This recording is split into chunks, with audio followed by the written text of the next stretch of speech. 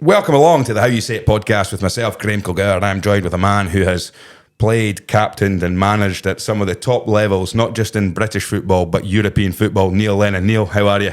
I'm good, Graham. Nice to see you. It's great to see you too. We're in the lovely surroundings of the townhouse at Gleneagles in Edinburgh here, and I must admit, I'm quite intimidated from watching you as a youngster in the pitch. You were a well-known, fierce footballer, weren't you? Yeah, I think that sort of reputation you sort of gain in the media, and then you use it to your advantage. I did anyway, particularly going onto the pitch. Yeah. I played against some tough men, in England before I came up to Scotland, so I sort of tapped into that a little bit. And, you always had that sort of, try to have that presence, even in the tunnel or on the pitch. So, yeah, I mean, it worked in my favour for a long, long time. Well, I mean, I want to go back. You mentioned about, coming to England and playing in England. You came to, you arrived in Britain, England from Northern Ireland when you were just 16 years old. Well, that must have been quite an intimidating time for you at that time, was it? At 16, you don't really think about it. You just want to give it a go. And I remember getting the ferry over from Belfast to Liverpool. It was like, in those days, it was 10 hours overnight. Really? And then we arrived at like sort of 2 a.m. in Liverpool, and then get a bus to Manchester. So everything was pitch black. You get up in the morning and you say to the landlady of the B&B, can you tell me where Main Road is? And it was Main Road back in the day, obviously. So she goes, yeah, son, just through the Crescent, across the Main Road, and you'll see the stadium in the distance. And of course, the only foreign person I'd seen in Lurgan growing up was the guy who ran the Chinese takeaway. Right. Of course, you walk out of the Crescent, and the next thing is just this whole multicultural society that, I'd never seen before. So that was a real eye-opener. And every day, you ended up putting in digs. I was putting digs with a real good family. And it became a real sort of life education for me. Yeah, I mean, it's funny you're saying that you don't think about it when you're 16, but now that you've got older, you've got kids. If your 16-year-old said, right, I'm off to get a ferry or a bus into a city that you've never been to before on their own, how would you feel about that? You'd be worried for them. No chance, I'll take my boy everywhere to the football. But in those days, things were different. And looking back on it now, you're thinking, God, that was quite a big step for you. Yeah. But it was magic. From 16 to 24, I lived in Manchester, and it was just real happy time in my life, not just from a sporting perspective, but a life perspective. And then the other cultural side of it, the whole Manchester scene was breaking out, the Hacienda, and I grew up in all of that sort of era. So when I look back on it with a lot of fond memories, but of course the football took precedence over everything. At that age, when you look back now, was there anybody in that Manchester City team or coaching staff or anyone that you were even just around that you think had a big impression on you? No question. There was a guy called Tony Book, and Tony Book was the captain of Man City in the late 60s when they were the top team in England alongside Man United. So you had Man United on one side with Best, Charlton and Law, and then on the other side of the city was the very famous trio of Bell, Lee and Summerby. And Tony Book was the captain of that team, so they won the league, won the FA Cup, and everyone called him Skip, and he was just part of the furniture at Manchester City. And he was my youth team coach, and he had a great career. He'd been player of the year, and he came into football really late on. He came from non-league, but his education in terms of football was just the platform for me my whole career. He used to take me down to the gym underneath the stadium and just batter balls at me all afternoon, working on my first touch and my passing. And he sort of developed my technique individually for a long, long time, whereas my first touch was one of the most best things about my game. I could take the ball under any circumstances.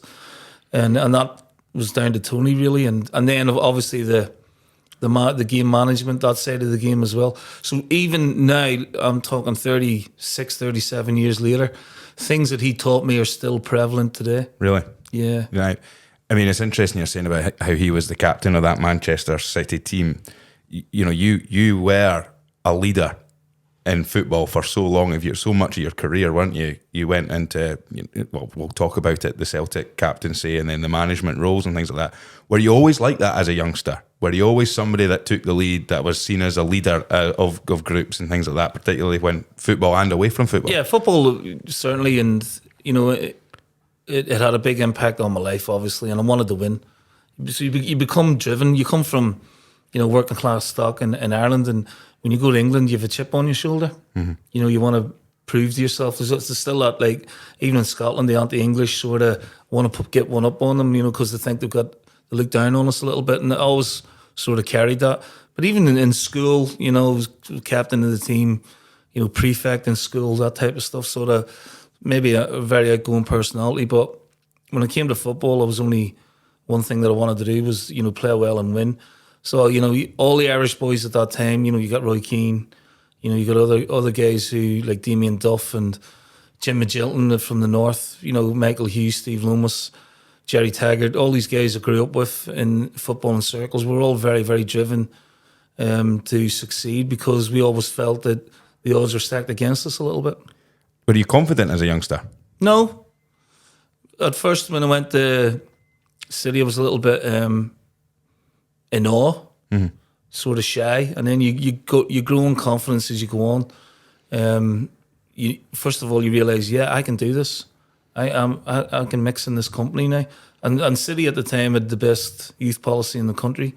They'd won the Youth Cup the year before I joined, and then we got to the final a year or two later, until a certain Mr. Ferguson came into Manchester United and totally ripped the whole thing apart and said, look, why are Man City better than us? And he sort of restructured the whole thing.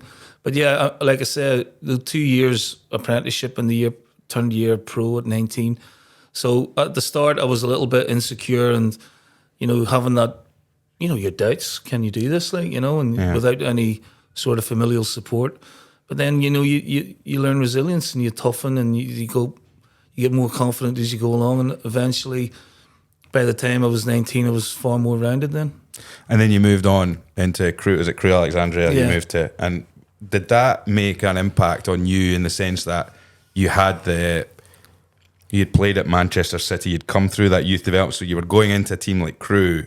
Did that put a bit of expectation on your shoulders going into that environment? No, not really, but I was devastated to leave City, because I thought I was doing really well, and I'd had a good season as my first year pro. But when I went to see the manager at the end of the season, it was Hard Kendall, who again, I had 6 months with him, and again, you learn so much from him. But he just said, look, it's this time of the year, son, where it's good news and bad news. And I'm thinking it's going to be good news. And he said it's bad news. And then he talked on for another 5 or 10 minutes. But that initial, it's bad news for you, Graham. The rest of it just didn't resonate with me. And I'm thinking, what am I going to do now? What am I going to do? Do I go home and start again, or do I, try and find somewhere else? And luckily for me, there was a scout from Crewe who'd been watching me for a long time, and they came in with an offer, and I thought, well, I could still stay in Manchester and do the travelling. Mm-hmm. And Crewe had a great reputation for developing younger players, the likes of David Platt, Rob Jones, Ashley Ward, Dean Ashton, Robbie Savage was there, Danny Murphy. So I thought, it's a good environment to go and maybe take on again after a huge disappointment. And my first year at Crewe was great. I got Player of the Year, even though we got relegated, and everything was going well. And then at the end of the season, I was having a bit of problems with my groins and my hamstrings. Mm-hmm. And they said, look, we'll need to go and get you seen to, and went to see a specialist, and he said, you got a problem with your back, you're going to need a surgery. And I'm thinking, well, 6 weeks into the season, I'll be back for pre-season. He went, no, this is 18 months you're looking at. Really? And I was like, oh my goodness. So from the previous year, you get a massive hit, and then the following year, you get another massive hit. And you wonder where your career's going. So I had to have this major surgery, and spinal fusion it was called, because I had a stress fracture in my back, and they fuse a bit off the hip and fuse it into the back, and you have to wait for it to recover. So I had, and 18 months is a lifetime when you're that age. Oh, aye. So I was in first of all, a plaster cast the whole way around my body, and then in a corset. And all I could do, Graham, was go to the pool. I went back home for 3 months, and I was just in the pool every day in what's called an aqua jogger, where they put a belt around you and you just run in the water. Right. And that's all I could do, just to keep the pressure off the joints in the back.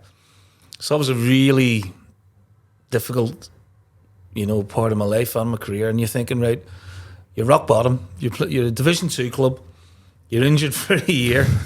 You're on £120 a week. There's only one way this can go. Yeah. If the rehab goes well, and that's up the way. And that was always my target. So to give me, first of all, it was a target of maybe you'll be back in 13 months, and then obviously it was longer and longer and longer. And it took 18 months to fully recover, and I came out of that like Arnold Schwarzenegger because I've been in the gym every day. Do you know what I mean? I had nothing else to do.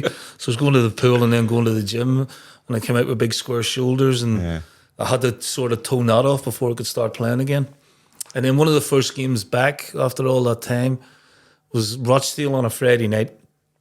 It's raining, and Peter Reid's brother, remember Peter Reid? Yeah. Everton, toughest take, what a player he was.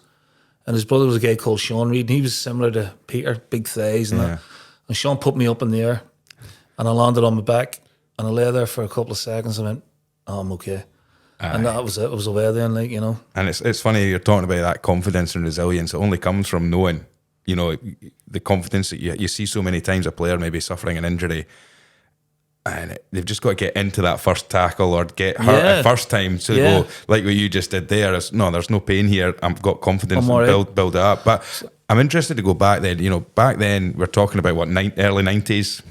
Yeah. So there are no mobile phones or anything like that. You've gone back over to Northern Ireland for 3 months and things like that. So how isolated were you in terms of communication from the club and things like that? Because you look back now and you hear about player welfare, player well-being.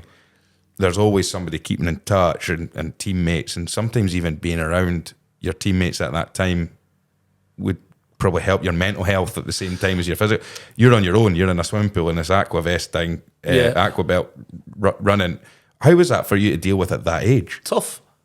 But I had a target, an incentive. I was at home with my family, so I had that support. I'd maybe ring in once every couple of weeks to the club, the physio.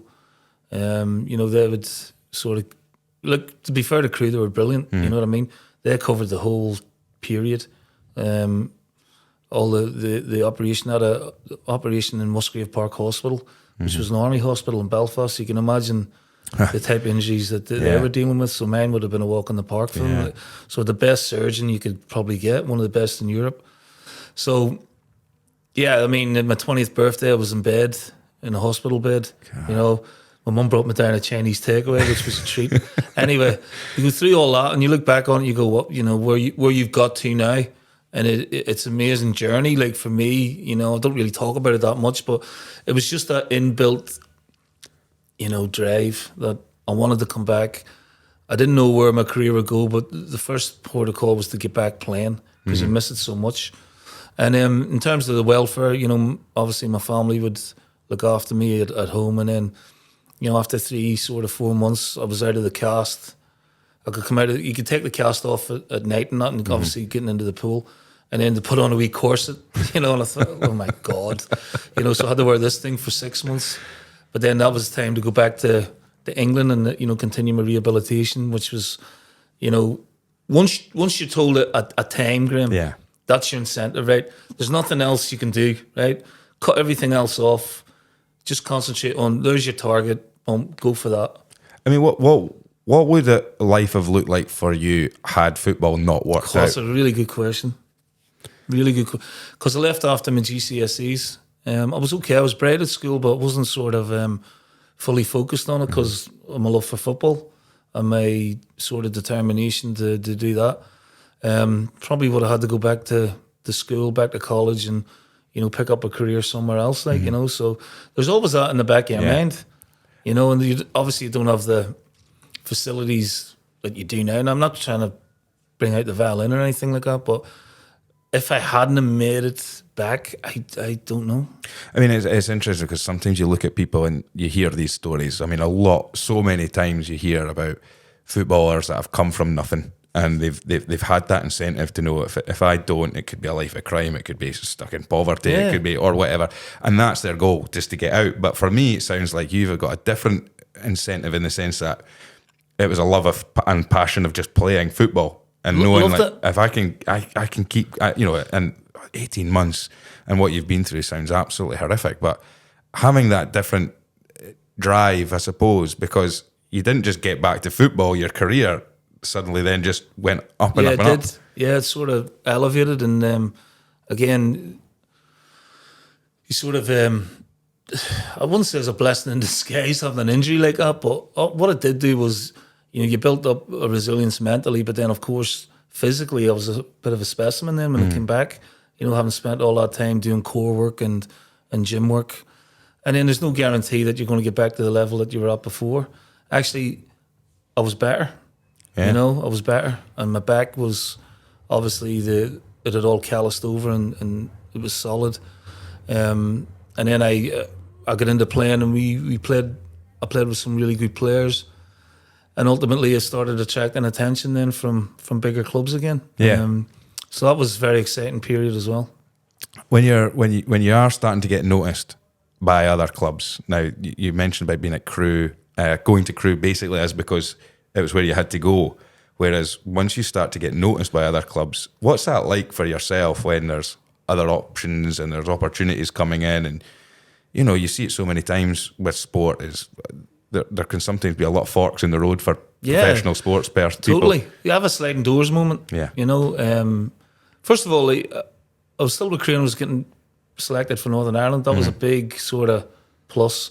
And then obviously that sort of garners interest then from other clubs. And then Coventry, who were a Premier League team, were managed by Ron Atkinson at the time. They put a bid in, 750,000, and the club accepted it. I went to meet Ron Atkinson at a hotel at Haddock Park, the racecourse. Yeah. And what the figures that were talking, was life changing for me. And he got me tickets for the game that night. They were playing Man City in the cup. Funny enough, it was handy because I was still living in Manchester. Yeah. I went to the game, and then I went back, and I was actually, you wouldn't believe it, I was renting a room off my mate, right? In this little terraced house on a cobble lane street, like something out of Coronation Street. So we went back to celebrate me. I was due to do a medical the next day at Coventry. Now this is all what goes on behind the scenes, and I got a phone call from a guy called Jim Melrose. Jim used to play for Celtic, Thistle, played for Man City, did a wee bit of representative work for players at the time. And Jim said, "Where are you?" I said, "I'm at home." He said, "What are you doing?" I said, "I'm going down to Coventry tomorrow for a medical." He goes, "No, you're not." I says, "What do you mean?" He goes, "I have Martin O'Neill in the car." So Martin had been watching Steve Guppy at Port Vale, and he was manager at Leicester, who were in the Championship at the time. "He's coming up to see you." So he comes up. I said, "Are you serious?" He says, "Yeah."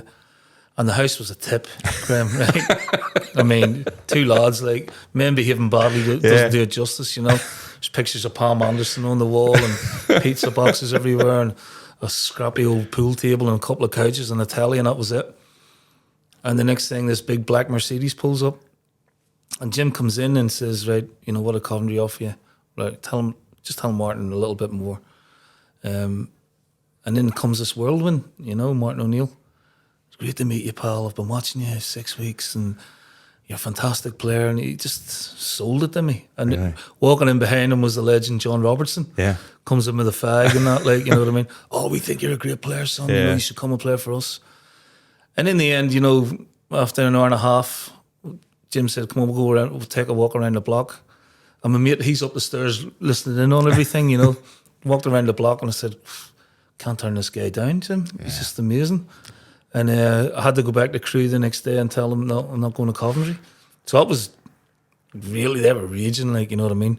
And Dario Gradi, who was the manager, goes, "Look, you're turning down a Premier League club to go to a Championship club. Do you know what you're doing?" I said, "Look, I just get a good feeling off this guy. My gut instinct is him." And I ended up a couple of weeks later signing for Leicester, and that was that moment, where the fork in the road you're talking about. And the next 10 years were just complete bliss. I mean, what was it about Martin O'Neill? Because we're going to come to the relationship that you had with Martin O'Neill. You mean your career he's been a big part in your career, massive, and that's the first time you've met him. Now, Ron Atkinson as well was quite a character as well. It's fair to say. There was more sincerity about Martin, I felt. Ron was, and I liked Ron. Don't get me wrong, but I just felt, I got the impression that O'Neill was desperate for me. Really desperate.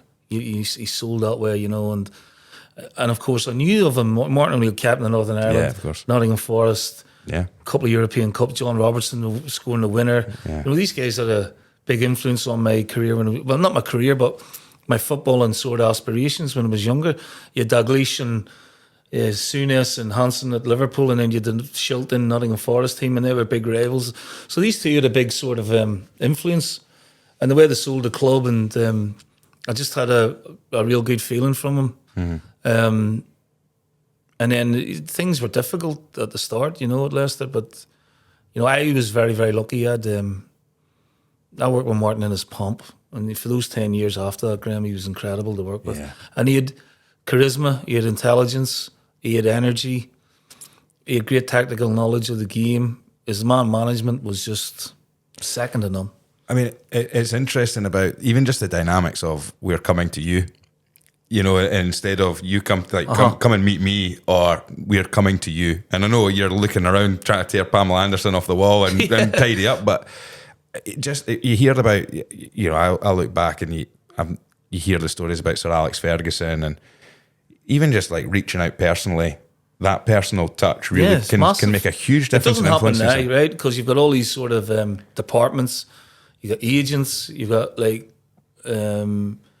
intermediaries, you know, and then you've obviously got recruitment departments who's, you know, maybe do the deals without the manager's knowledge, because these days are going, right, these are the players we're going to bring in, you're going to work with them. This is far more personal. You know, Cloughie was brilliant at it as well back in the day, you know, and he would drive to people's houses and talk people out of signing for one team and coming with him, you know. And that was the magnetism of it. I think, obviously, Martin, you know, Clough would have had a huge, even though at times they fought like cat and dog, would have had a huge influence on his sort of philosophy on the game. Yeah. Do you feel like someone like Martin O'Neill got you as a person, as a character? Yeah, he got everybody that way. Mm-hmm. You know, and he could make you feel 10 feet tall, and then he could make you feel like, you know, you were crawling under a rock. Really? Some days he would come in and, "Hi Lenny, how you doing? Great to see you." And then the next day he'd walk right past you. So he always kept you on your toes. Aye. And what he had impact on you, especially on match day. You know, during the week, you know, he wouldn't really say too much, and Robbo and Steve Walford would take the training. But then when the gaffer came onto the training ground, the lights came on, like, you know what I mean? Everyone was like, right, he's here, we better get at it, like, you know. But, he had a Machiavellian type of sort of personality. You never hated him, never. You'd feared him, or you loved him, like, you know, in that order. It's interesting. I heard Duncan Ferguson talking on an interview not that long ago, and obviously with the career he had down at Everton and some of the managers that he's played under, and even other places in Newcastle and things like that, Rangers, he was asked about managers, and he says, the managers that you like are the ones that tend to go the furthest. But it's like what you're saying is people often mistaken liking somebody as, oh, you've got to be your best pal, you've got to be your best pal. No, there was none of that. No, but I never socialised with Martin once. Yeah. Never went out, like, you never said, "Lenny, come on out to dinner," or "Come on, we'll go for a few drinks." No, there was always that distance. Yeah. And I get it now. Aye. Do you know what I mean? Yeah. Because I've poacher turned gamekeeper. Of course. And, you know, again, that's something that at the time you found hard. But then the other thing was, and Robbo told me, he goes, "Lenny, you can't be best mates with you, or you can't be your pal, because one day he's going to have to drop you." Yeah. And you're going, "Oh, Gaffer, we were out the other night for a drink, and now you're leaving me." It can't happen. Yeah. And it never happened, you know what I mean? And again, that was something that was really an interesting dynamic. The other two, Robbo and Wally, would be your best mate. You know, and then when Martin came in and had a go at you, or, you know, sort of, you know, give us a bit of a rollicking at half time, the team, you know, and he walked out, and then them two would come over and go, "He didn't really mean it," like, you know what he thinks of you, and all that type of stuff. And they were brilliant that way and all. But that's a big part, I suppose, in man management as well, is putting the right people beside you at the right times. So 100%. If you know I'm the authoritarian character, that's maybe the stricter person, having somebody who's a little bit lighter and jovial and social on that side can loosen it, and playing that is so important, isn't it? Like, you can do all the tactics and all the shape that you want. For me, and I saw a quote from Neil Warnock the other day, he's probably the best ever championship manager there's been, Neil. Or Graham, sorry. And he said that, you know, 95% of his job's man management. Yeah. and I get it. And we've gone way down the road of, analysis. I get analysis, and we do all of that stuff in the modern day. But it's still 80% of a player's makeup is between the ears. And I think that's why when we do these podcasts and stuff like that, the communication is such a big part of it. And Martin O'Neill's, he's clever, very very clever in the way that he communicates, knowing when to give you the all right, Lenny, how's it going? And then sometimes, and there's, I think we've it's been said on this podcast as well, as you can say just as much by not speaking, than saying something. Absolutely. And, if you want to make somebody aware that you're not happy with them, you can bollock them, shout at them, or you can, through your body language, through the way that you behave around them, you can make them know. And I suppose that always having you on that edge, wondering, does he like me? Does he not like me? Why doesn't he like me? I want him to like me. Will make you go as hard as you possibly can. Exactly. You want to please him. Yeah. And that's the knack that he had. Aye. He always wanted to please him, you know what I mean? That's fascinating. For me, that's great management. Absolutely. And even at Celtic, we were all in our late 20s, we were at a peak of our career, and you can imagine all the egos you had in that dressing room. Henrik, Sutty, Alan Thompson, Bobo, myself, Paul Lambert, Lubo, and he managed really happy times, everyone was just buzzing. And he came and transformed the whole Scottish scene, Graham, because Rangers were the establishment dominant team, and he flipped it in one season, It's incredible. I mean, I want to go back just very quickly to some of the sort of leaders that you played under. So Steve Walsh and Matt Elliott were both kind of captains in your era at Leicester, and also captains at a successful period of time when you're winning trophies and things like that. Looking back at those days you spent in the swimming pool and at the gym with your sore back, and even suffering a relegation from at Crewe to then suddenly getting success for the first time, really. It was fantastic, and Walshy was a great captain. Matty was different. Matty was a bit more sort of laid back, He wasn't as gregarious as Walshy. Right. And Walshy was tough as teak, Walshy, I don't know how many red cards he got in his career. Some of them warranted, some of them not. But he was a real character in the dressing room. We had a lot of good boys in the dressing room. Muzzy Izzet, Robbie came later on. Gary Parker was a great lad who became the assistant manager. And all sort of very talented players. And Steve Clargy put this team together of players who had sort of played in the lower leagues but were hungry and talented.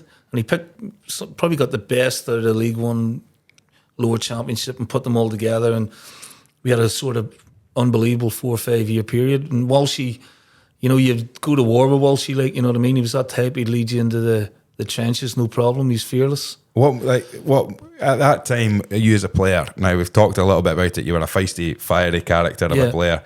What's that like when you're in a dressing room with somebody else that's like that? Is there a pecking order as such where... Not really. I mean, the players respected me. I was a moaner. Right. I mean, I never stopped demanding of people in training. People give the ball, because it was my job to go and get the ball back. Yeah. And I used to get fed up with them, giving the ball away. And I used to get hold of the ball, will you? Or get that pass right, get that cross right, come on. I was on people every day. But you can only do that if you're playing, if you're producing the goods. That's where you get the respect from. From your teammates on the pitch, and they know that you'll go to the well for them. You'll run 40 yards to get that tackle in, or you'll go in for that 50-50, and you're selfless part of the team. And once people got to know me, they realised that I was on their side, but I was just demanding more from them.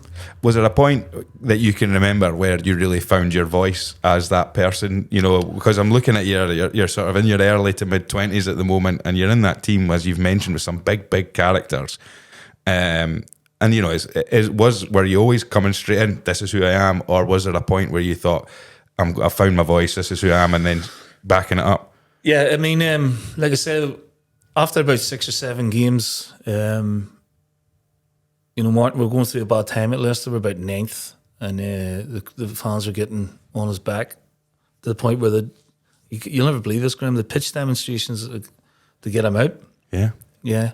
So he comes in on the Monday and he goes, right, again, it's just Martin all over. He goes, we got maybe 10 games left. We're going to win all of them, or we're not going to get beat. We're going to get into the playoffs. We're going to get to Wembley, and then I'm taking all the glory, because at the minute I'm getting all the flack. Right. And it was brave of him to do that, because he was on, I don't know, I never really spoke to him about it. I'd love to know what he was going through at the time. But I do know that a lot of people wrote letters to him complaining about him, and he kept all the letters. Yeah. And of course, then we go 10 games undefeated. Then we get into the playoffs. Then we get into the playoff final. Then Steve Clark scores the winning goal in the last minute of extra time. And then we're Premier League players. And in that run, the 10 games, then I started to really find my voice, like, you know what I mean? I mean, to stand up and I mean, you've been in it. We need to get onto your managerial career, but to stand up in front of a group of players and declare that at that time, amazing. I mean, how easy would it have been to go? How's even coming up with that? Where you start to fall into that self-doubt versus believing in yourselves. Yeah, but that was him. That's how you could portray it, and that's how you could make you feel good about yourselves. He just said, "Look, you're going to do this because you're good enough." Our next game's at Charlton on Tuesday night in Charlton. We're third. Right. We go to Charlton, beat them, and then that's when the belief started. Yeah. That's the turning point. And then we all just went bump, bump, bump, bump. We had a great run. And we beat Watford on the last day of the season to get into the playoffs. God. So everything was just like step by step by step. And then we beat Stoke in the semi-finals. Gary Parker scored a great goal to get us through. And then Palace at Wembley. It was just another. By that time, we were flying. Mm-hmm. We battered Palace that day, but it would have been an injustice if we hadn't won it. We were just a really good side then, and he had moulded all this together, and it was an incredible bit of management, really. Mm-hmm. And one that obviously you go from League One, and in 4 months you're going to be playing in the Premier League in 2 months' time. So just everything was happening so quickly, and again, learning the game under him, whether it be from a tactical point of view, it was more man management and game management and understanding what he wanted from you, mm-hmm. and doing it to the best of your ability, and then the whole thing fit together. I mean, when you see a lot of people, when you talk about goal setting, and we were recording this early January, and everyone sets the big goal, don't they? We're going to lose weight, we're going to do this, we're going to do that. Uh-huh. But at the same time, it's good to have the big goal, but it needs to be backed up by the small. It's incremental. Yeah. For me, it's folly to set yourself targets. Mm-hmm. With your Celtic, the target is to win the league. Mm-hmm. How are we going to do it though? Bump by bump by bump by bump by bump. Recruitment, tactics, all that type of stuff.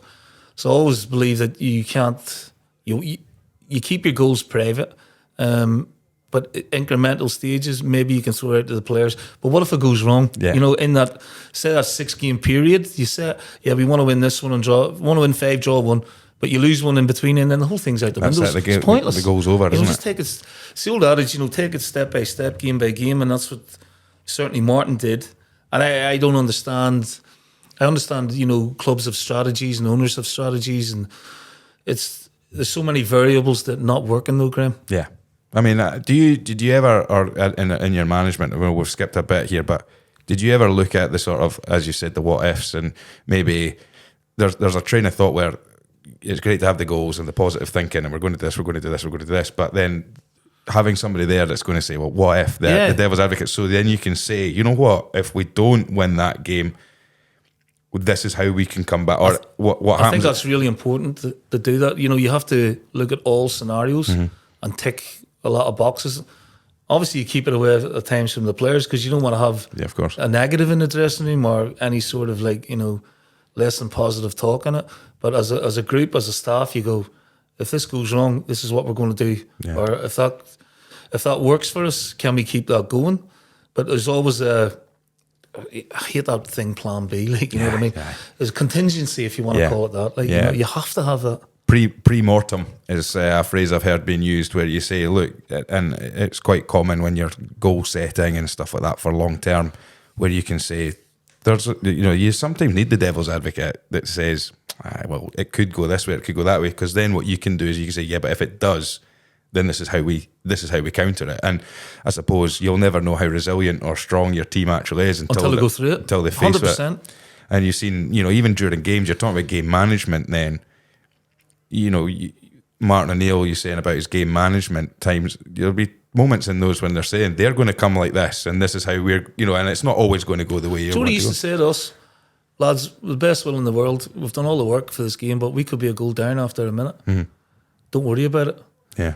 Straight away, you don't think that way, but he's obviously putting something in your mind that could possibly happen, Graham, and it does sometimes. And then what do you do? So you've all these plans, right? And no one tells you about, you know what, they could get an own goal, or they could, somebody could hit a 25-yard into the top corner. Are you prepared for that? No, because we've done all this planning here for us to win the game 3-0. And you go, look, could be a goal down after them. Don't worry about it. Yeah. It happens. Just stick to what we're doing. And of course, sometimes it does happen. You go, don't worry about it. Gaffer's told us, get on with it. Yeah. Just little things like that, you know, that other things he used to say to you, like, I remember playing at Wembley, and because of his experience at Wembley, you go, look, you might go out there in the first 10, 15 minutes, you not get a breath. You know, it just happens sometimes, you know, adrenaline. But don't worry, you'll get your second wind. And of course, we played at Wembley 5 times with him, and in one of the games, I can remember going out there going, God, I can't breathe. And then after 15 minutes, but because he had prepared me for that, I was okay then, like, you know. That preparation's huge. That's huge. But it's the little things. Yeah. Just, again, psychological things rather than the tactical side of the thing. Of course. So you're in the Premier League. You're at the pinnacle of European football, you know, world football, you know that. And you're in the 90s where Premier League football is like kicking off, isn't it? You know, you're suddenly seeing the Sky are getting involved and the big money's coming in. There's big players coming in. The stadiums are packed out and stuff like that. How are you feeling just yourself at that moment? Well, you're thinking, can you do it? Can you take the step up and can you play at this level? Because you've only ever played in League 2, League 1 Championship. Can you make the next step against all these great players? But what I did learn was, for me anyway, what's all the fuss about? Yeah. Really? Yeah. You know, because the papers hype all these guys up. And of course, you know, I've worked on the media side. You talk about these players and you build it up because you want people to come and watch the games on TV and that. And then actually, when you're the realization is, yeah, they're good, like, but I'm all right. I can play at this level. Yeah. And our first game ever was the old Roker Park at Sunderland. Really? And this is O'Neill again. So all pre-season, been played by the back four, and on the Thursday, and this is the transfer window wasn't there at the time. Yeah, he brings in. We're going to Roker Park on the Saturday. He brings in Casey Keller, American goalkeeper, and a centre half called Spencer Pryor from Norwich, and we go up, train on the Friday, travel up to Sunderland, and he always He always read the team out like an hour and 15 minutes before the game. Reads the team out. First game in the Premier League, 3-5-2. Never practiced it, never talked about it. Look, I think this is where we're going to go. You'd obviously thought about it long and hard. You'd looked at what was required, and we go out and play 3-5-2, never done it before. We draw 0-0. We beat Southampton on the Wednesday night. That was it. That was it. That was it. Because again, it's all in the psyche of him, like, you know. He trusts the players to do it. He trusted the players that he brought in. He knew the system would work. I think he used that system for about 10 years at Leicester and Celtic. That's fascinating. I mean, when you talk about the preparation and stuff like that, there's a lot going around in football, and I'm not one. I'm never played the game, never coached or managed in the game, unlike yourselves. But overcoaching is a word that's been used quite a lot now, and there's a lot of people that are saying, and it's interesting if you know you can trust your players, and you then knowing that group at that moment in that period to be able to just throw them at. Yeah, we took a massive risk on that, Graham, right? Because we could have lost the game, and then he was prepared to take the criticism not only from the media or the supporters, but from us. Yeah, you know, Gaffer, why have we not talked about that? But we weren't like, you know, there were a lot of boys in the dressing room wouldn't look for excuses anyway. The modern day player, you have to tick every box for him, like, you know what I mean? And you're right, there is a presence now for overcoaching, and I think sometimes the juices and the natural juices of the players are taken away. For me, the sign of a good player is the decision making. The good players make them 9 times out of 10, like, you know, the right ones, and obviously the game management. And then you have all the other: is he technical? Is he an athlete? That type of stuff. But decision making is massive, and I just think that some coaches now just go through it so methodically that they're almost robotic in the way they play. Would Martin O'Neill let you make decisions, like how give you the sort of authority on the park to make the decisions that you felt was right at the time? Absolutely, yeah. Like, you know, if there's a break and play a bump, put your hand on it, quick free kick, all that type of stuff, or bring somebody in around you, or, you know, get further up the pitch, Heskey, or something like that. You know, we would manage the game on the pitch at times as well, and then he would come in at half time and go, if there was any problems, bump, this is where we're going to go, get on with it. And would you, if that went wrong, if the decision that you made at the time was wrong, would you be punished for it, or No, would you be? he'd maybe have a chat about it, like, you know what I mean, and say, like, what were you thinking there? I said, I just thought this was the right thing to do at the time, you know. He says, right, okay, but blah, blah, blah, this is why it didn't work, and, you know, learn from that as you go along. Make it a learning opportunity. Absolutely. Yeah, I think that's... You give the players a lot of lessons because he trusted them, Graham. Yeah. You know, and I was basically right in the middle of the middle, you know, and I was the general of his team. Yeah. So he respected me to make those decisions at times if he couldn't get the message across himself. It's fascinating that, I suppose, that when you've been at a club for so long and worked with those players for so long, you can have the time to build that trust. But now, if a manager's only getting 6 to 10 games to make a difference, and then they're sacked because the standards aren't good enough, it's really unfair. Really unfair. It'd be really hard for a player to actually be able to trust the manager, or a manager to be able to trust the players to say, okay, go and make that decision, rather than them have to try and put that on them all the time. There's a balance, okay? But you have to... I look at Callum McGregor for Celtic, you know, and Brendan trusts him like we all did. You know, Callum would make decisions in game. Scott Brown would have done it. You know, I'm sure there's plenty of other examples, like, you know, Roy Keane would have done it. You know, you're talking about really top level players would make those because they see it. Yeah. You know what I mean? They adjust in game. And that's the most important thing. When you're a player, you've only a split second to make a decision when you're on the ball because somebody's coming for you, or you've got to get the pass away, or you've got to see the next pass coming before you receive it. It's easy for us sitting back in the living room going, why has he done that? Oh, did he not see that? It's really difficult, you know, when you're playing against top players.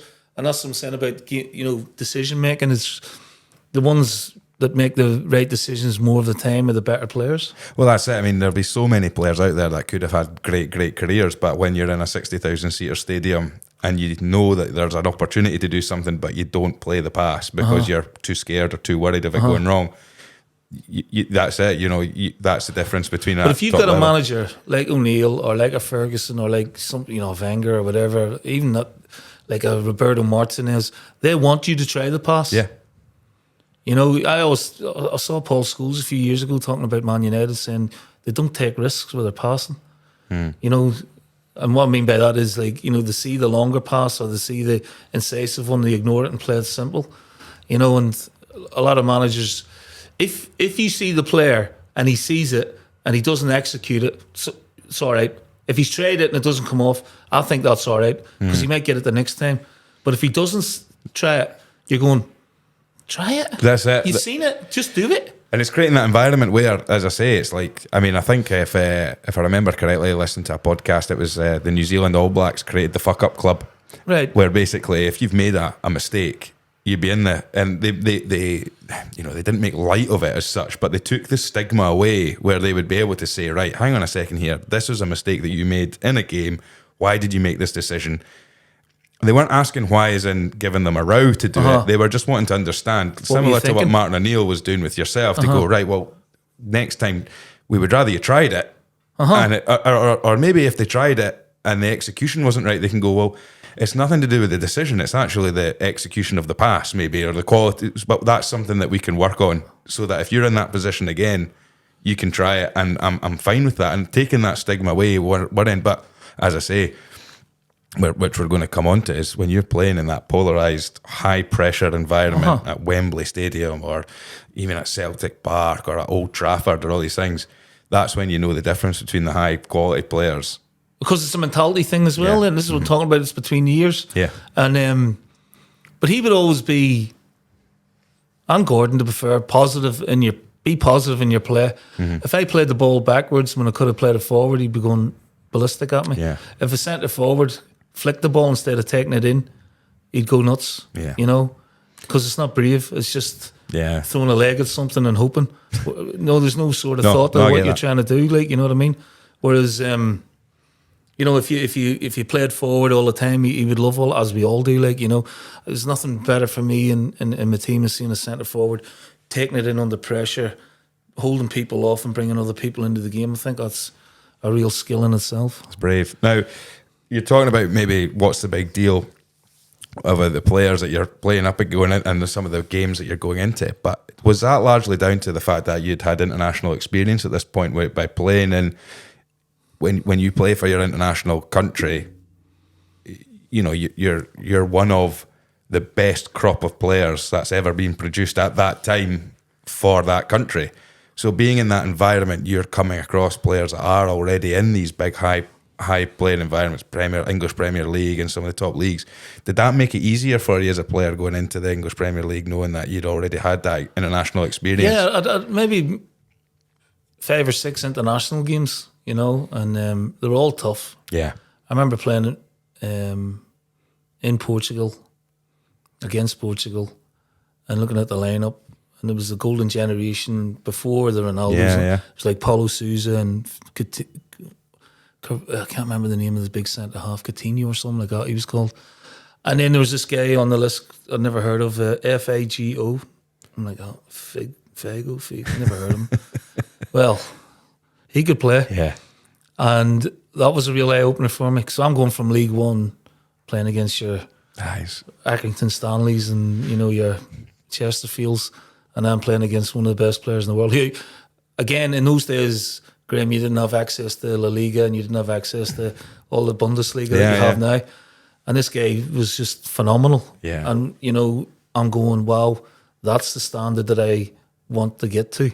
So that sort of set me in good stead for the Premier League. That's the level. Like, you know, this guy turned out to be one of the best players in the world. Exactly. He got World Player of the Year. Yeah. But I'd never heard of him before. And he was young. I think he was about 22, 23 at the time. But I thought to myself, right, okay, that's a marker for you. And then, of course, Paulo Sousa, playing against him, he had won the Champions League with Juventus in 96 and then Dortmund in 97.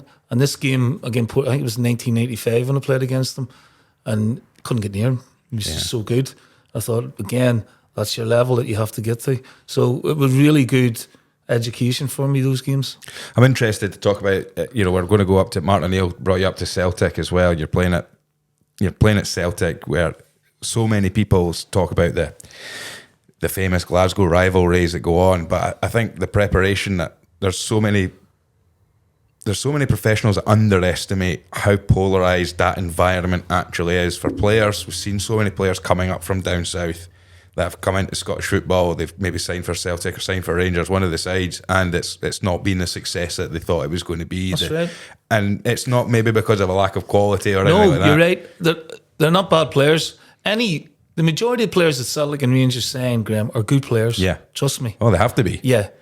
And then some just can't either settle, or they can't get to the nuances of the game, or the intensity of it all, and the living in the sort of claustrophobic environment. Some go away and become really good players again. Do you know what I mean? That didn't mean it is different. It's and again, I found it a little bit different to adjust to. But of course, I had Martin there, sort of advising me on everything about it. So that was a sort of big comfort for me. You know, I remember my first game against Rangers, League Cup game, and he went, "Look, first 45 minutes will be a blur." Yeah, and it was. I bet. And it was full of quality players. You know, we had a great team. They had the likes of Tugay and, you know, Stefan Kloss, Arthur Newman, Barry Ferguson, Michael Moles, George Alberts. I mean, you could just roll your tongue off. Yeah. Top European players, and we were the same. So these games, not only were they high intensity, but they're really high quality games as well. But again, I did 4 years in the Premier League, so, you know, I'd seen most of the great players at the time. But your demeanour then, we talked earlier on about things like in the tunnels and stuff like that before the game. We've already mentioned about your communication isn't just about what you're saying, it's sometimes what you're doing as well. We've seen it all before, and I think there's the old saying, like, a boxer can't win a fight from the walk-in, but they can lose one. Yeah. Mentality-wise and stuff like that. You've started to build this reputation as this feisty, fiery character. You've already said you're in the engine room of the sort of centre of the park, putting in the meaty tackles and stuff like that. Did that put a target on your back when you're coming up against these big players, or did you relish it? I relished it. I didn't mind it at all. You know, again, you embrace it. There's no point in having a reputation, and then whether it's you think it's justified or not. My disciplinary record was pretty good, actually. Do you know what I mean? It's sort of, but again, like I played on it. Be the pantomime villain. Would you put it on a little bit? Yeah. Right. Yeah. So what kind of? Give us an example. Right. When you're about to see your opposition for the first time, I'd stare them out. Stare them out. Or, somebody would say something in the tunnel. I mean, we had a massive team as well. Yeah. You look at me, Albie, Bobo, Jos Valharan, Sutty. Big John Hodgson. Rob Douglas. Huge team, like. And I was one of the smallest, but I was like broad, you know what I mean? And then, you'd line up against them in the tunnel and you'd just be looking at them, like, you know what I mean? Just chomping at the bit to get out there and trying to, it works sometimes, but, the more you play against the teams and then the more experienced teams get, it doesn't really work. It used to work back in the day. But what you want to do is get your fans on side as quickly as possible, whether it be a tackle or a run or a shot or... just something to spark it all, like, A captain of yours, Scott Brown, Yeah. he just wouldn't wear long sleeves or he just constantly walking I don't around. know, I think he fell in a vat of deep heat when he was a kid. It used to be snowing at Lennox-town, Graham, right? Yeah. And Samaras was the opposite, like, he's Greek and, warm-blooded, and he'd come out and all you could see would be Samaras's eyes. He'd have a hat on, snood up to his chin, like all sorts of gear on, tracky bottoms a lot. And then you got Scott Brown coming out in a t-shirt and shorts, just skipping out onto the snow. It was just remarkable. But it's fascinating because even like since he's left football and playing football and going into management, he's let his hair grow back in. I didn't recognise him at first. Well, it shows that actually having that skinhead look, that presence. Yeah, it was his way of basically. Absolutely, he was comfortable doing that. He wanted to do that. Yeah, that was his sort of persona. Yeah, and you're a different person when you go onto the pitch as you are away from it. Of course. But he had a job to do, and his job was to, be the midfield enforcer. He was actually better than that. Technically he was a good footballer and fantastic athlete. But, he had that sort of personality to take on. It was, he never shirked anything, Brownie. No. He was a tough boy, but he wasn't a bully, that way in a dressing room or anything like that. I think he'd get hit, Brownie, with a crowbar and he'd still get back up again, like, you know what I mean? He wouldn't feel it, like, I mean, it's fascinating when you see that. When you're doing that, did you start doing like that sort of playing the pantomime villain? Did that work when you're at Leicester City in the English Premier League? Not so much because you're not as high profile, obviously. Yeah. Where in Scotland you're very high profile. Yeah. I was a tough player in England, but I could play and I could play for Celtic. But with so many good players around me that you didn't really so many good goal scorers and that I'd score the odd goal at Leicester, but I couldn't get a look in at Celtic, because we just had, you had Moravcik, you had Sutty, you had Petrov, you had Larson and Hartson and all these Talon Thompson, just goals from everywhere, really. When you come up to Celtic, then you're signing for your boyhood club, but also, for people that really don't fully understand, you're also coming over from Northern Ireland, and the troubles that have happened through the religious sectarianism and all that is amplified more in Scotland than probably anywhere else in European football between Rangers and Celtic and Rangers. Did that have an impact on you when you were coming into that, and the hatred that it would have been pushed towards you as a person, not just a footballer? Yeah, I wasn't expecting that. Don't forget, I'd lived in England for 13 years, and people don't realise this. I came up to Celtic when I was 29. Yeah. Some people think I was at Celtic all my career. No. So the nice life in England, left that behind me. Come to England and had, there's no sectarianism and it was just all football and that, nice, really good life. And then you come up to Glasgow and it's just so intense again, I didn't realise how sort of deep it was going to be. And then you just have to adjust it again. You have to be strong in your personality and deal with stuff that you probably wouldn't deal with in England. And then if you're getting abuse, you can go one way or the other, Graham. You can either fold or you can go, right, I'll show you. Yeah. And that was my mantra. I'll show you.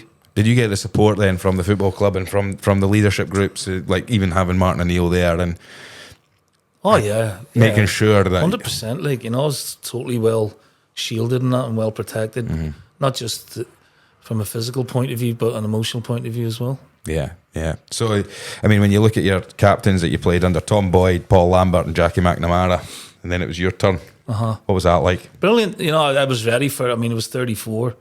I should have got the captaincy. I was basically the captain anyway, for Martin for 10 years, whether it be at Leicester or Celtic. But he gave me the armband in a FA Cup game, right? You were playing Norwich, and I got sent off after half an hour, and he went absolutely ballistic at me. And he never gave me the armband again because he just thought, not that I made it try too hard or anything like that. He hated you getting sent off. Yeah. And he made you feel about that big. Right. And I'm the same now with my players, You're no good to me in the bath. You left your mates, in the mire. That's a disgrace, Lenny, and I thought to myself, yeah, he's right, but I was his captain anyway. I didn't need an armband, but when I got it at 30, 33, 34 on the Gordon, yeah, it was a great privilege to, and then you have to set the standards. You have to set the parameters for all the other players, and at that age, it was no problem for me then. Going from a character like Martin O'Neill to then a character like Gordon Strachan, what's the transition period like? Well, Gordon was, very similar. One, great players, great careers. Very intelligent, very funny. Both of them very, very funny. Very, what's the word I'm looking for in terms of their sense of humour? They can be quite cutting. Right. Yeah. But in that footballing environment, you know what's coming. He was brilliant. And he had to take over big shoes. And he had to cut the budget.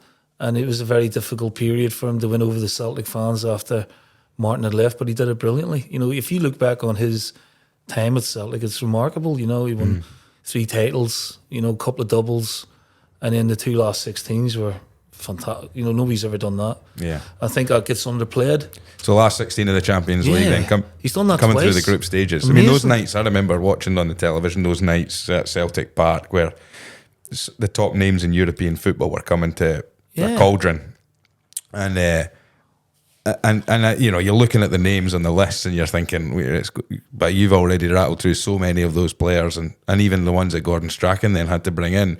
And a lot of the time you're saying there shouldn't be any right for Celtic to be challenging at that level. But what was it that... The home form, because of the crowd, and again, I think in the early days it might have intimidated some players, but as you went on, regardless of it intimidating the opposition, what it did for the home team was elevate them. Yeah. You find that 10-15% extra because of the atmosphere in the stadium.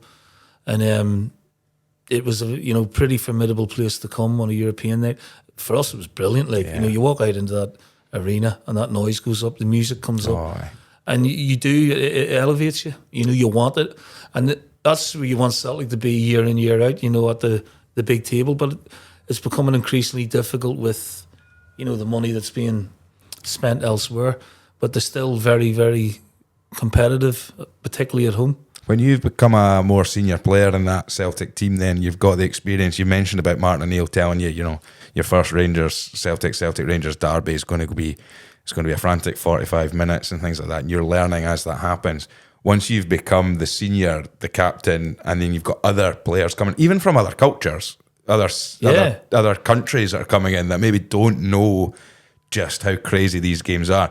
How important is it that you played a part on the pitch to manage those other players as well? That experience stood me in good stead, particularly for the period under Gordon. And he made a couple of really astute signings as well. Boric, for one, was an exceptional goalkeeper. And then, for me, the whole thing changed when Nakamura came in. Right. And Naka didn't speak a word of English, or he kidded on, he didn't speak a word of English, but he knew where to be on the football pitch, And again, just talking little things through him with his interpreter. Boric, you didn't have to manage. He was just in a big personality. He just loved the big nights. And then you the likes of Caldwell and McManus and Aidan McGeady, Sean Maloney, Kenny Miller coming in.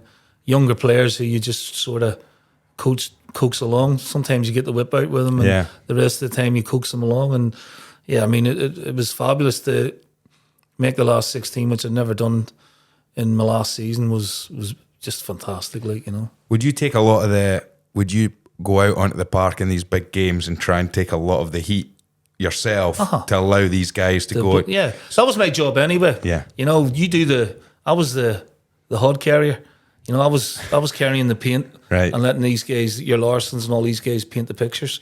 That was my job. Martin said, your job, Lenny, you know, run about, tackle, get the ball back, break up the play, get it forward as quickly as possible. And when they lose it, do it again. And when they lose it, do it again. So you knew your role in the team. It was important because even in the modern game now, Graham, the number 6s are going for the big money. You know, Rodri, Declan Rice, you know, Caicedo. You know, you look at Busquets over the years. Yeah. These guys, Makelele, you know, first sort of came to prominence. But these guys are so important to the way teams want to play. And I was really happy to do that. You know, I loved being that because you're in the fulcrum of everything. And I also think that it makes you a coach because you are engaged with every position on the pitch. If you look at all the really good managers, very rarely you get a centre forward being a manager because what they're thinking about when they're playing is scoring goals. I just want to be in there. It's myself, it's me. You're thinking about the others. Yeah, exactly. You're thinking about the whole sort of picture on the pitch. When you're on the park, we're talking about like the tunnel and stuff like that, and there's maybe a bit going on in there, a bit psyching out. What are you even in a Rangers game, Celtic Rangers? Are you speaking to the opposition? Are you having a wee wind up? Are you? No, you're talking to your teammates. So he's getting it today, Sutty. So you're saying it. You're saying it like so. Your shot, right? Aye. Or so you'll say something, or you know, something insulting or sarcastic, like you know what I mean, just to get into the head a wee bit. And how important is it though, not to allow the occasion to get away from you? Oh, that's what you learn as you go on. So even going way back, 1983, I'm playing for Crewe in the playoff final against York City, right, at Wembley. And I played crap because I let the occasion get to me. All the excitement, all the build-up, all that type of stuff. And I came off the pitch afterwards, lost on penalties, and I said to myself, if I'm lucky enough to ever get the chance to go back again, I'm playing the game. I was only 21 at the time, so you pass that on to your players as a manager. You know, I was lucky to go back and play at Wembley 4 or 5 times after so that. Had the chance, I might never got the chance again, but it was a valuable lesson that I learned. So you're right. All those big games, whether it be Europe, whether it be Celtic Rangers, whether it be, you know, League Cup finals, FA Cup finals, whatever, you play the game. You know, you got to stay away from all the excitement. And would you know if you've got somebody on the other end of the hook? If you're looking on the pitch and you're seeing there's a guy, there's a bit of steam coming out his ears here, and you're saying, I can get and potentially you're maybe recognising through your own experience the occasion's getting to this guy. Oh, you smell it, and then you're all over it. Really? And you're in his ear. Aye. And that was a bad ball you give there. That was, what were you thinking as you're running past him and that? Or you said, come on, I'll stand beside you. It's the closest you got to me all day. You know, stuff like that. Really? You know what I mean? Yeah. And it went on. I don't know if it still goes on now because players are a lot more, I don't know, more multicultural and nicer. But back in the day, certainly in the Premier League and coming up here for the first few years, there was a lot of it went on. Any recollections from one of the Old Firm Derby games where you've been on the park and you've managed to put a bit in and get a bit of a wind up? Yeah, but I can't think of any. I'll give you an example of playing against Roy Keane for the first time, right? So playing them in the League Cup, and we're actually, the way the fixtures turned out is back to back. So we got them in the League Cup at home, right, and then we're playing them at Old Trafford on the Saturday. And in the League Cup game we were at home, there's a feature in every programme, Graham, it was through the keyhole. And it just happened to be my house this time, right? And I'd just not long moved in, and there was hardly any furniture and sort of bachelor pad type thing. And I said to the photographer, look, try and make it look like Did you still have the Pamela Anderson posters? No, I didn't. No. I'd gone to Lindy Lou Sardi by that stage.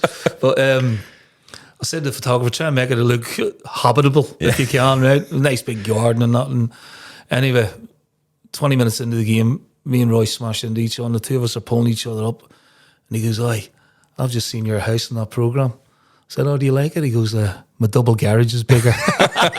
Stuff like that, you know.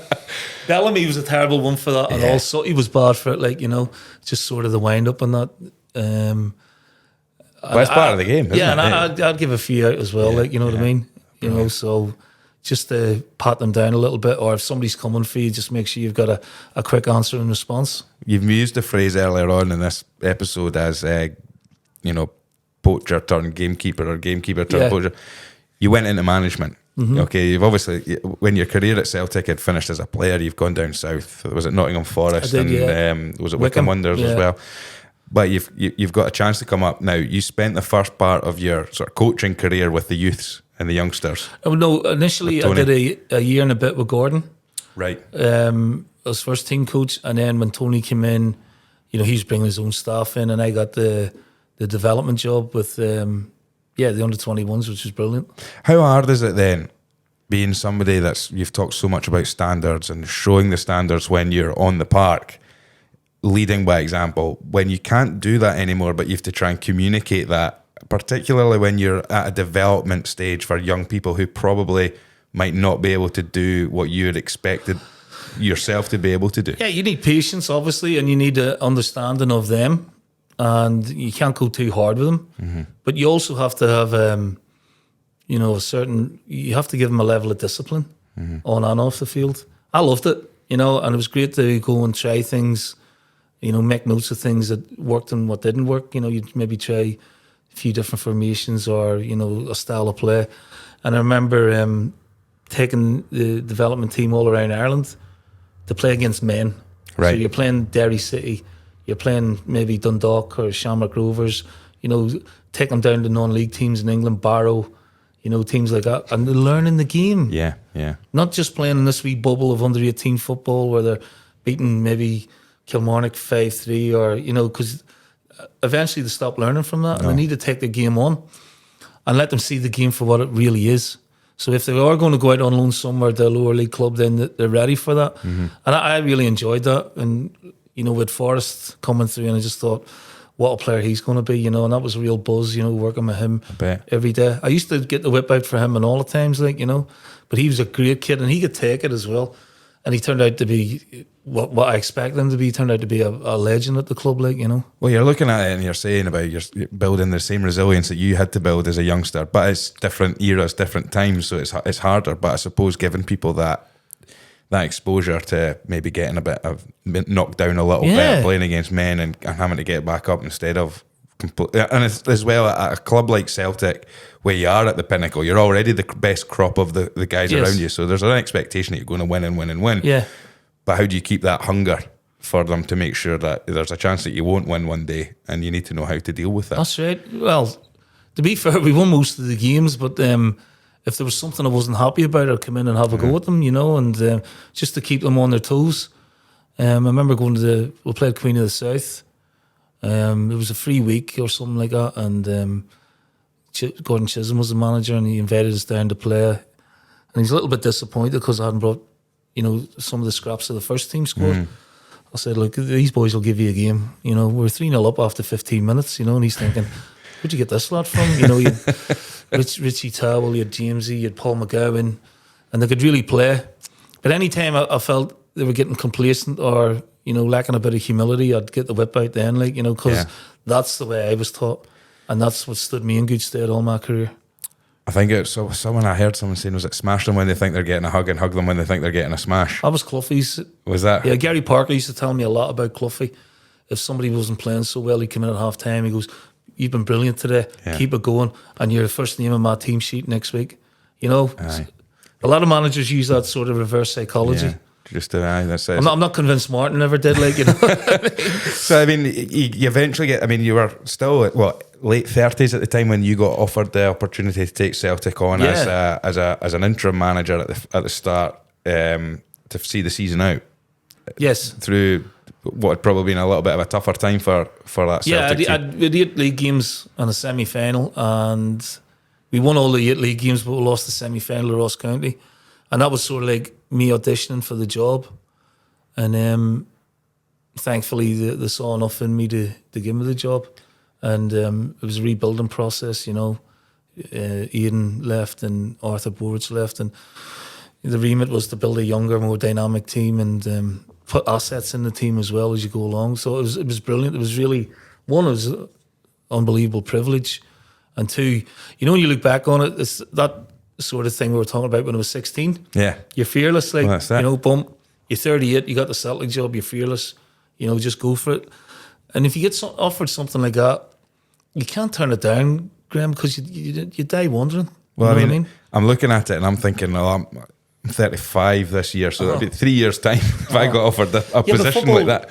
I was trained for it. Yeah. You know, I'd been in the building for 8-9 years. You know, I knew the culture of the club, knew the players, knew the coaches, knew what was required. So in that aspect, it was easier than maybe certainly easier from coming from another club and trying to start, you know, your whole process. So I knew the staff, knew the people, the tea lady, knew everybody. Yeah. You know, and I knew the ground, knew the training ground. So a lot of that was ticking boxes for me. It was comfortable. But did that make it harder in the sense that you can almost be too involved in that sense, that the fact that, I mean, if I remember correctly, were you not quite critical after the semi-final defeat very. about the players? Yeah. And these are players that you maybe played with or been around with, to have to then say, and of course you're talking from a place of, I've been the captain of this club, we've been at the highest level that this club can go, won championships, last 16s, and you're able to stand there and call these people out to say, it's just not the standard or level that what we expect here. And don't forget, I was interim manager, so Yeah. I didn't care. Right. You know what I mean? And it was how I saw it and what I'd been watching all year, you know, the way they'd sort of behaved and, you know, let Tony down. And I didn't like it at all. And then that was just a culmination of, you know, frustration. You know, their attitude was poor. Mm-hmm. You know, their preparation wasn't great. And their playing wasn't great. So I think when I called them out, a lot of it hit home with them. And they respected me for it. So I got a response out of them towards the end of the season. But there was no doubt that we had to do a bit of rebuilding. So that's what, 2009, 2010. So you've been a manager now, as we're sitting here speaking, for, you know, well over 10 years. You've had experience. 13, 14 years 13, now. 14, two spells at Celtic. You've been at Hibs. You've managed over in Cyprus as well. What lessons, and Bolton Wanderers as well, of course, what lessons do you look back now where you look at yourself through the mirror and from that 38-year-old going into Celtic, where do you look at what you're like now versus what is there anything you wish you still had, or is there anything you look back and go, I was a bit full on then? Yeah, what was it? I mean, when you're young, enthusiastic, you want to please everybody, you want to do everything, it's impossible. Mm-hmm. You know, so what I would say to that 38-year-old now is take your foot off the gas, calm down, be a bit more mellow. You know, you can't win everything. Don't look for the perfect when the best will do. That was one of the best bits of advice I ever got. You know, I remember, I think we won 4-0 one day and I was still getting a bit, we should have done this better. And guy comes up and he goes, Lenny, you just won 4-0, enjoy it. Yeah. Stop looking for the perfect. You'll never get there. You can strive for it, but don't sort of undercut what the team have done today and appreciate the wins. Alex Ferguson told me that as well, you know, at one stage, you know, you got to enjoy the wins, you know, because when you get beat, you know, you suffer far more through defeat than you do with the wins, and enjoy the wins, if you want to put it that way.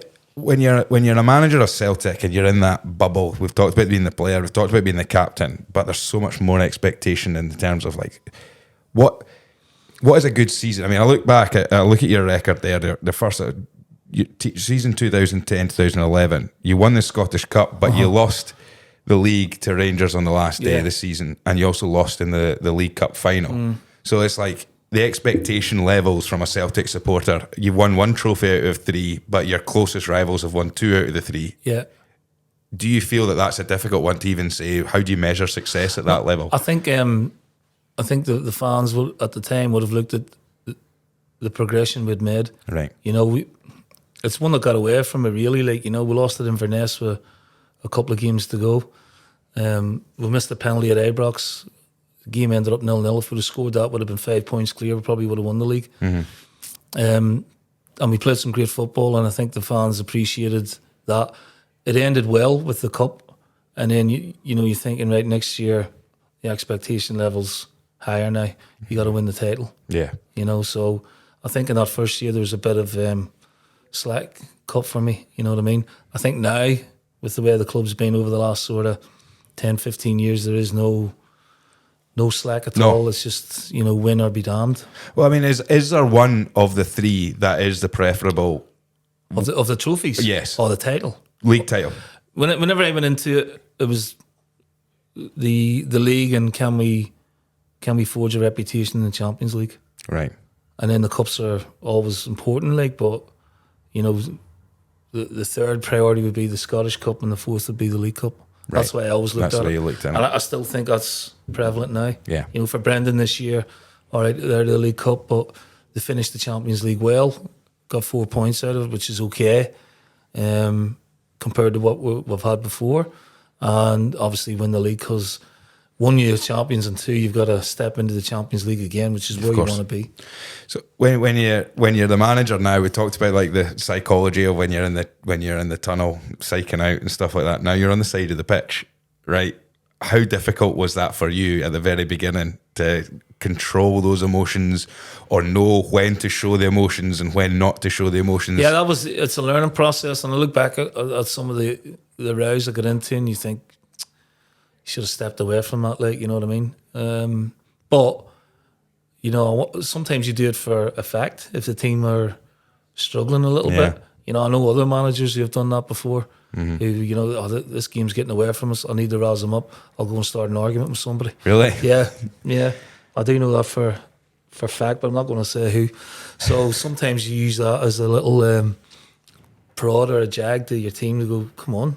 Yeah. You know, we try to create a siege mentality for the first couple of years, and then after that, you become the hunted rather than the hunter. Yeah. You know, and now Celtic are definitely the hunted because of the top team. And how do you deal with that change when you've suddenly gone from, right, we've circled the wagons, we've been the sort of underdogs, we've been the ones that are chasing it, and then suddenly now the target's on our back. Yeah, how do you change that mentality? Yeah, I mean, it's a good question. It just flows naturally. Like, you know, now you're the champ. There's a feeling. Yeah. You know, that gravitas of being a champion player. You know, and you want to protect that. So then you become protector rather than chaser. So you got to protect your reputation. You got to protect the club. You got to protect your trophy. Because I know from my own experience as a player, once you've lost something, you feel it more. You know, and there's a desperation to get it back. So you're selling that to your players.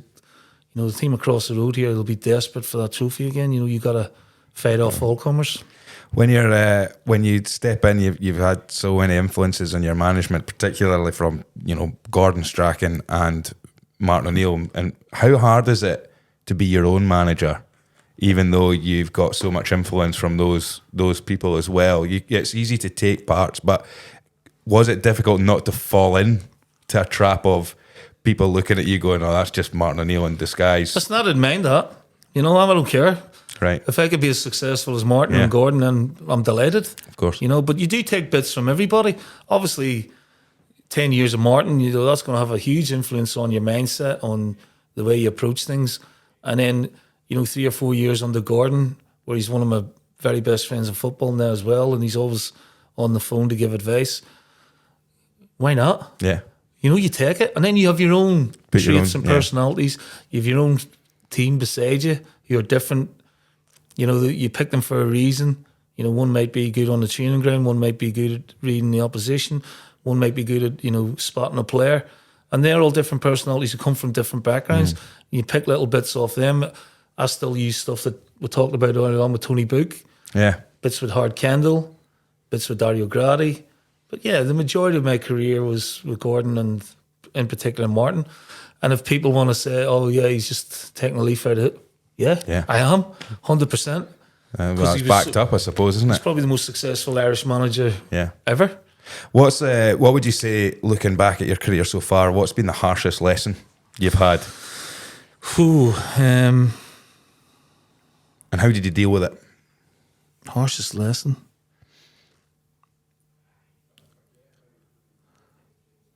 That's a really good question. I mean, you've had when you're at the top end of the game, you're going to have great highs and you're going to have great disappointments. So I look at all these guys like Guardiola.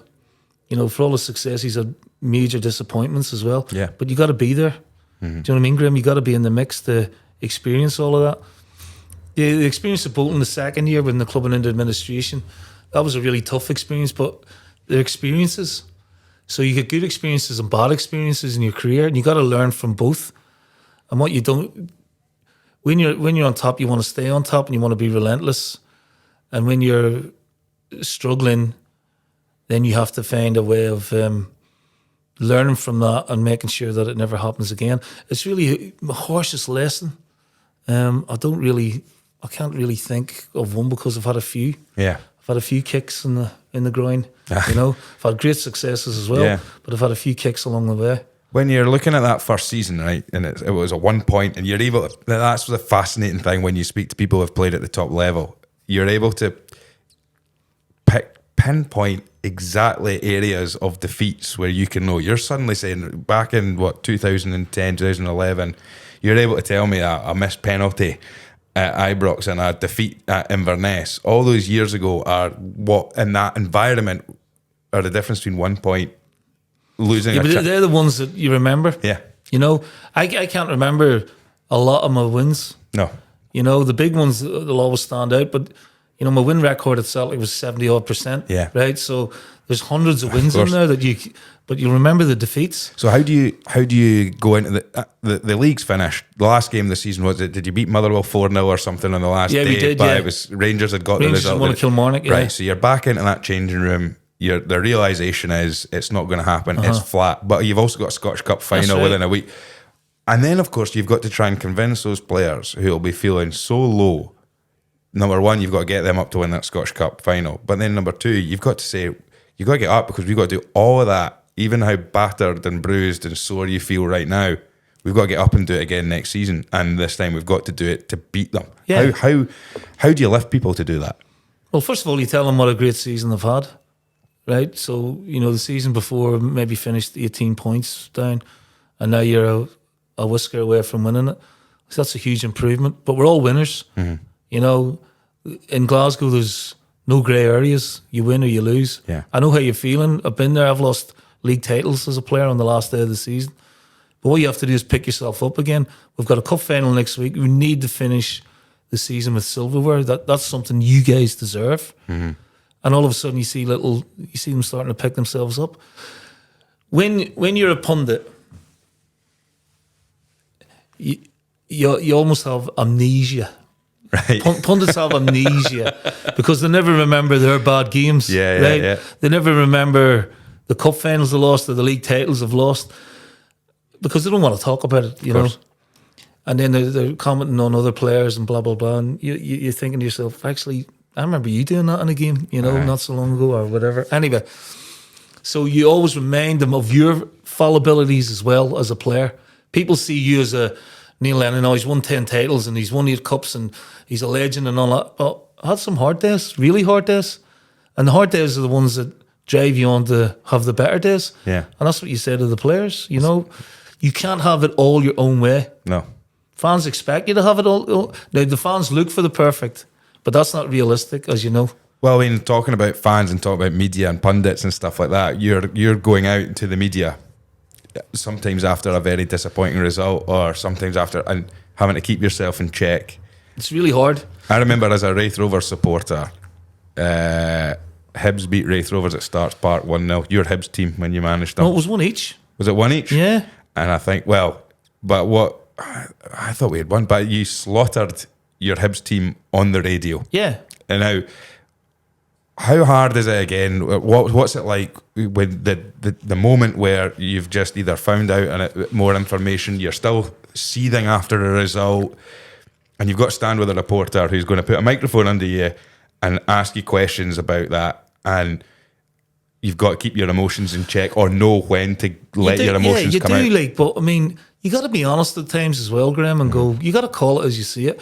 So for 45 minutes at Starks Park, we were absolutely garbage. And I mean garbage. And I got them in at half-time and told them that. And then it took a Jason Cummins free kick. Yeah. You know, we didn't look like scoring from open play. I remember that, yeah. Yeah, and Jason, you know, got us out of the mire that day.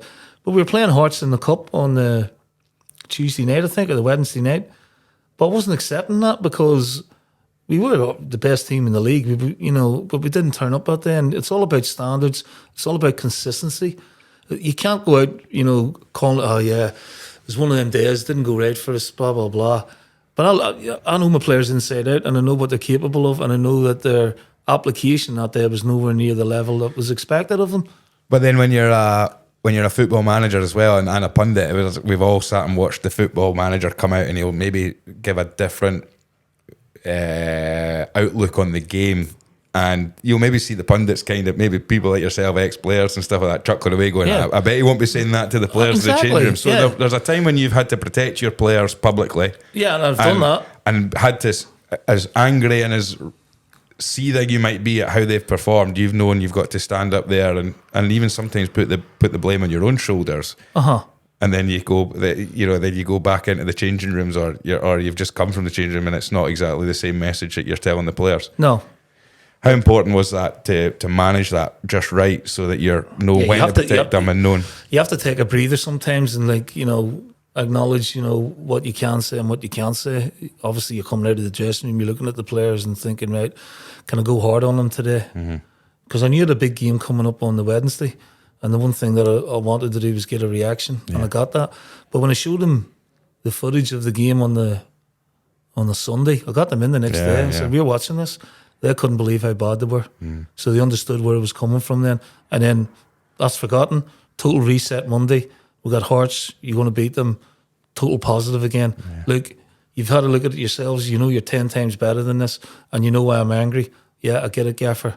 Bang on, bang, go to the next game. So it's really important, I suppose, that you back up the reasoning for what you've said, so that you can say that here's why. I remember players coming up to me going, I didn't realise we were so bad. So exactly that. Actually. So there's a realisation for them. It's not just me doing my rant. There's a method behind what I'm doing.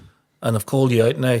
Now you got to go and prove how good. And I think we beat Hearts 3-1 or something. The place was rocking, but I needed to crack the whip, because if it didn't, and I said to them, that's all right, would have got humped. Yeah. And then what about like when you're in that polarised environment and people hang on to every Celtic fans, when you're managing, there are supporters out there who will hang on to every word that you say, and then also sometimes find ulterior meanings in them and other things like that. And how do you manage that expectation level? Because you're looking at right now, I'm watching, you're seeing Celtic at the moment. They've had, I mean, if you're a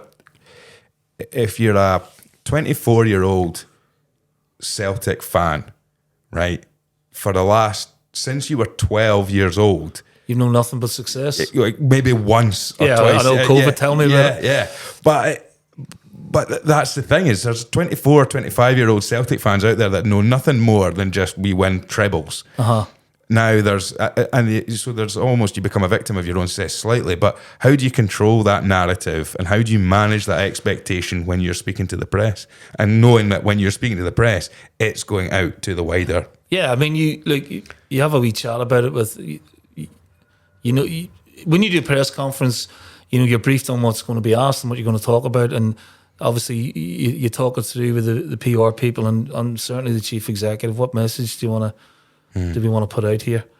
And maybe veering in a little bit, Lenny, you know what I mean? Don't go overboard. So, and then after the game, I look at the two games that Celtic lost, and you look at the Celtic record over the year. I mean, that was the first loss in 50 odd games at home, and back-to-back defeats for first time in 10, 12.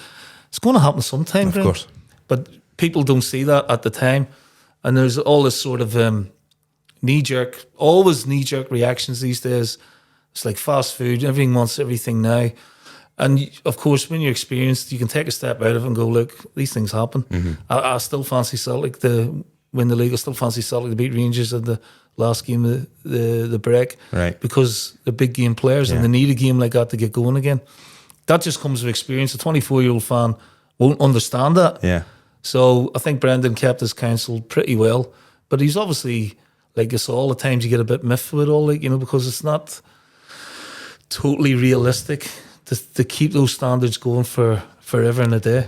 How hard is it? You've mentioned the COVID season, your second spell at Celtic, and how hard is it when you can start to see it unravelling? Yeah, I mean, it was really difficult because there were things that were totally out of your control. What was going on, and obviously with no supporters in society, it wasn't normal. And I mean, no matter what you did, and you kept trying to keep your standards up and your training protocols correct and everything, just the mentality of the players was different that year for a lot of reasons. Like, you know, I could do another podcast for you on just that season, like, you know, but yeah, that was really tough. And again, you know, you have to carry the can for it, even though, yeah, a lot of it is your responsibility, but certainly 70-80% of it was out of your control. And then I remember when I heard the news that you were signing for a Cypriot team as a manager, I thought, that's a real left field. What was that like, going into a dressing room where the language barriers? But, I mean, to be fair, there wasn't, you know, the majority of them speak English. So that was, you know, in Cyprus, there's still a big British influence in Cyprus. I just, you know, it had a good period out, and I just felt that do something different, you know, a different culture. I know there's a lot of raised eyebrows, but once I spoke to the people at the club, looked at the facilities, thought, yeah, this could be good. Turned out to be brilliant. Yeah. I loved it. And you won trophies there as well. Yeah, I won the cup out there, which was an amazing experience to go and win a trophy in a different country. Then we had a Europa qualifier against Ghent, who had won the Belgian Cup. They were fourth in the Belgian league, and you're thinking, wow, it's the worst job we could have got. Yeah. And I flew out with my director of football.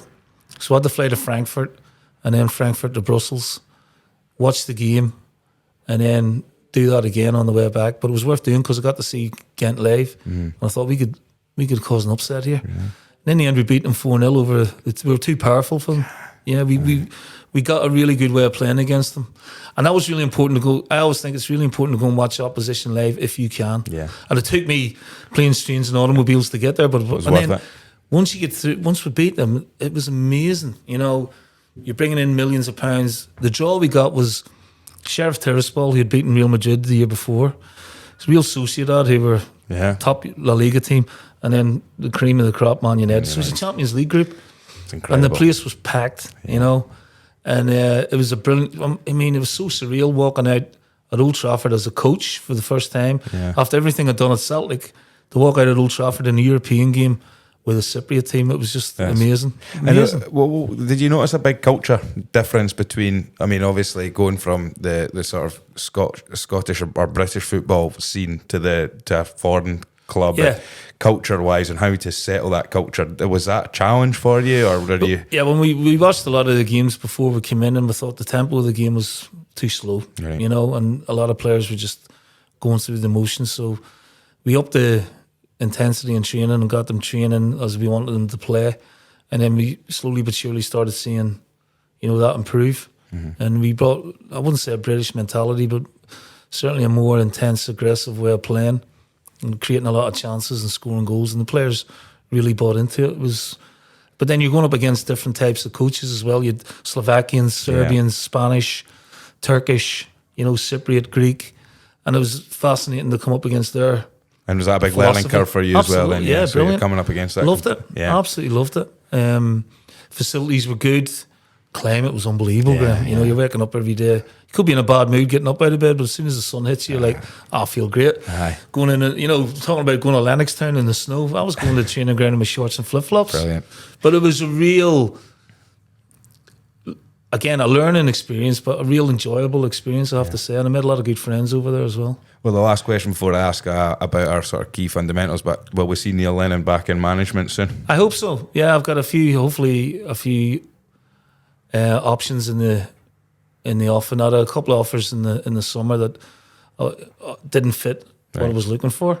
So yeah, I really need the itch scratched now. So I want to get back in. Brilliant. Well, what we tend to do is finish on the sort of main question here is, from your career as a player, a manager, a captain, at the top level of British football and in European football, what would you say are your key fundamentals for communication then?